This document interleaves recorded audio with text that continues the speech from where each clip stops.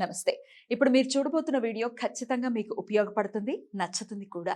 మరి మీకు నచ్చిన విషయం నాకు తెలియాలి అంటే ఈ వీడియోని మీరు లైక్ చేయాలి, షేర్ చేయాలి, అలాగే మన ఛానల్‌ని సబ్స్క్రైబ్ చేయాలి. మీ సపోర్ట్‌ని నాకు అందిస్తారు కదూ! ఓకే. ఇప్పుడు వీడియోని స్టార్ట్ చేద్దాం. నమస్కారం. రేపటి విశిష్టతని ఒకసారి చూద్దాం. రేపు 24వ తారీఖు డిసెంబర్ నెల 2023వ సంవత్సరం ఆదివారం. శ్రీ శోభకృత్ నామ సంవత్సరం దక్షిణాయనం హేమంత ఋతువు. రేపు మార్గశీర్ష మాస శుక్లపక్ష త్రయోదశి తిథి. రాత్రి తెల్లవారుజామున 5:54 వరకు తదుపరి చతుర్దశి తిథి. కృతికా నక్షత్రం రాత్రి 9:19 వరకు తదుపరి రోహిణి నక్షత్రం. నక్షత్ర వర్జం ఉదయం 9:19 నుండి ఉదయం 10:55 వరకు. అమృతకాలం సాయంత్రం 6:55 నుండి రాత్రి 8:31 వరకు.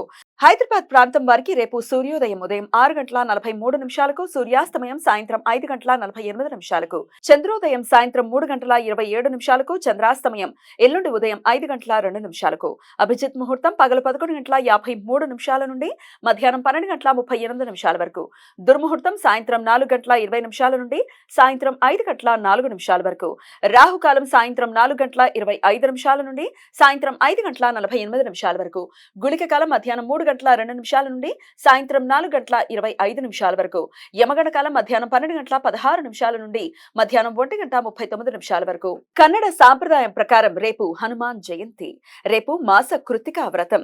శైవ భక్తులు ప్రతి కృతికా నక్షత్రం రోజు ఉపవాసం ఉండి సాయంత్రం కార్తీక దీపం పేరుతో నూనె దీపారాధనలు చేసి శివునికి రుద్రాభిషేకం చేస్తారు. వైద్యుతి మహాపాత వైద్యుతి పర్వకాలం రేపు మధ్యాహ్నం 12:04 నుండి సాయంత్రం 6:59 వరకు ఉంటుంది. రవి చంద్ర గ్రహాల మధ్య పారలల్ ఆస్పెక్ట్. రవి గ్రహ క్రాంతి దక్షిణం వైపు, చంద్రగ్రహ క్రాంతి ఉత్తరం వైపు ఒకే 23:25 చేరుకోవడంతో మధ్యాహ్నం 3:27 ఇది ఏర్పడుతుంది.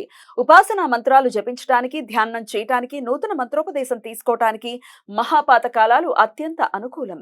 ఈ సమయంలో చేసే మంత్ర జపాలు లక్షల సూర్య గ్రహణాల సమయంలో మంత్ర జపం చేసినంత ఫలితాలను ఇస్తాయి. ఈ సమయం శుభకార్యాలకు అనుకూలం కాదు. ఈ సమాచారాన్ని మనకందించిన వారు మేడికొండూరు విశ్వనాథ్ ప్రసాద్ గారు. ఆయనకు కృతజ్ఞతల్ని తెలియజేస్తూ హనుమాన్ స్మరణతో సమస్త సన్మంగళాని భవంతు.